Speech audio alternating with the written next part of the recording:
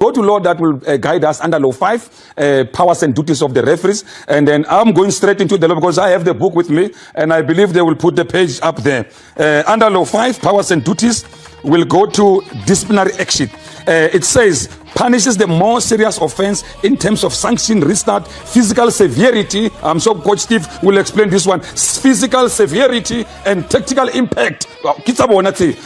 When more than one offense occurs at the same time. The guidance we get as referees is that when 2 offenses happen at the same time, the referee must punish the more serious offense. So now in this case, the more serious offense is the goal is scored. Now when we go to law number 10, it says, provided the team scoring the goal have not committed any offense. So the team scoring a goal has committed an offense. So now that's where the impact now comes in to say, the one that scored the goals is the one that has more impact than the one who's defending.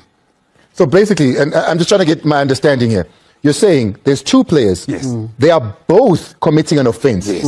Right? Yeah. But simply because Hakimi has been overpowered by my offense, so therefore I'm to be punished. They are all wrong. So now that they are all wrong, which one is more? The one that is more is a goal is scored. Now we come back to another law that says when you score a goal, you cannot commit any other offense. So now Sek here has committed an offense by pushing. So now that's where the more serious offense comes in, which is more in terms of he scored a goal. So if the goal was not scored, a referee will have said, okay, play on, or he decided which one is more. But in this case, a goal is scored. So the more serious one in terms of impact is the one that has a goal. So that was the correct decision. Very difficult.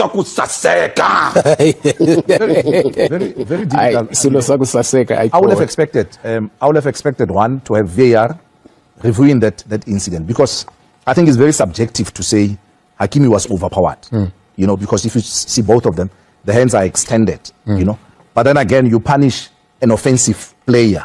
You know, but I thought first what we could have done. That's why I've been very, very critical about consistency in making this kind of decisions. The least we could have done was to allow VAR to have a review on this. Because what if Hakimi just slipped? You know what I'm saying? And so for me, it's very subjective to say he was overpowered. You know, so that's where I have a bit of a problem when both hands were extended, but we could not have an opportunity to review this moment. But what gives me comfort was the positioning of the referee and the moment where he could also blow, because I felt he was very close to the action, but I still felt that we needed a review in that situation. When did he blow, Ma'a? He blows before the ball goes in the back of the net. He doesn't allow for full play to continue. Okay. So I mean, you're not going to be able to see it there. We're going to go to the previous one just before this. Okay. See there, obviously, you know, Hakimi turns his back and he still gets a bit of a push there. So that is seen. But see there, so watch this moment carefully as it goes through. You'll see him, see there. He's blown already there. The ball doesn't hit the back of the net. So which brings the question then, Davik. Was he premature in blowing the whistle? Should he have left play go on, let the goal go in, and then perhaps depend on VAR to change the on-field decision or make a different decision? In this situation, there's holding. So an offense has been committed. And holding and a push as well. Because at the end, when Sek finishes him off, he pushes him down with power and force. So that's where severity comes in. So now the referee has seen 2 offenses, but he decided to punish, or not, the most serious one is the push by the attacker. Hence, he awarded a free kick. Jean-Jacques Ngambondala made the right decision in that instance then. Are we happy with that? If we had turned the tables, let's say in that push, and then Usek goes down, because he's being pushed by do you think a penalty would have been awarded? 2 situations here, coach. If both of them are pushing, they're in a tussle. Yes.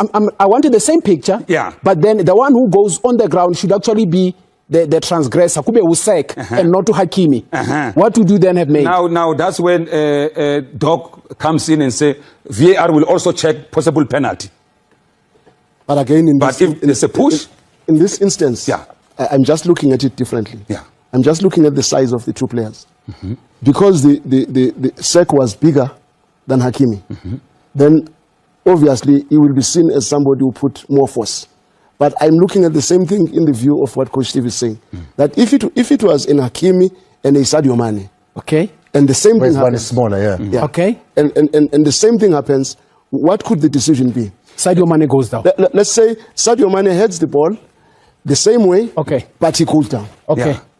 All I can say, they are all big.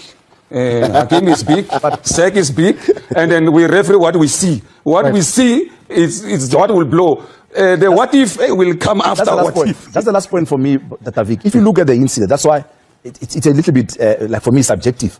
Hakimi doesn't even look at the ball. You know, the player wants to attack the ball.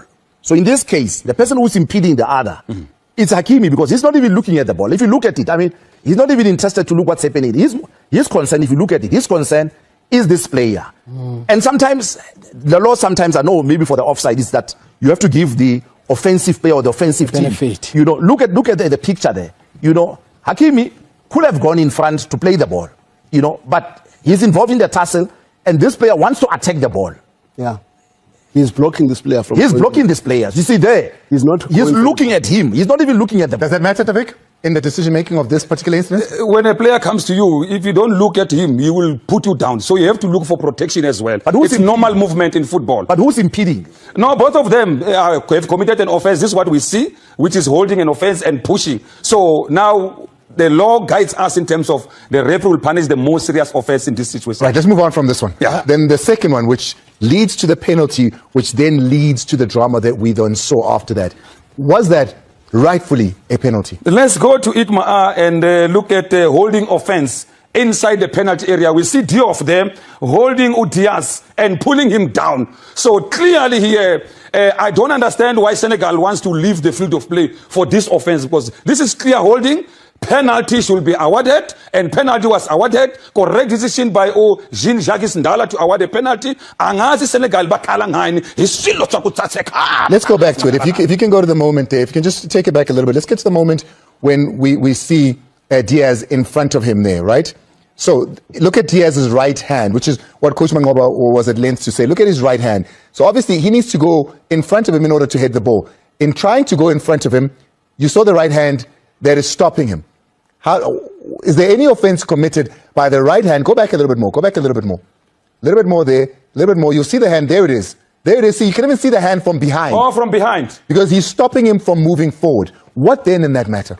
And maybe holding. And maybe to add on this. Yeah. Because that holding and the holding of Diouf are both wrong. They are fouling each other. And now this one who is attacking benefits. Right, let's go to holding. Holding is very clear, and I'm happy that we have educators here. Holding must have an impact. Here, there's no impact. It's just holding. No impact at all. Let's go to this impact. Now, this holding, impact. It pulls him down. So it's now preventing him from playing the ball. So the English here, for us, it's clear. No, but Davik, Yeah. I do not want to agree on the impact, because that hand is trying to make sure that Diouf does not go in front of him. Unfortunately, the law does not agree with you totally. The law says players hold each other during corner kicks. But we need to punish the one with impact that will prevent. So this does not prevent. It's holding, yes, but we must wait for prevention. When there's prevention, that's where impact comes in. That's where we punish. They will hold each other. There's no way in which they can't hold one another. But we need to wait for that impact. When impact comes in, if the player was prevented, the referee will blow the whistle for impact, and then a free kick will be awarded.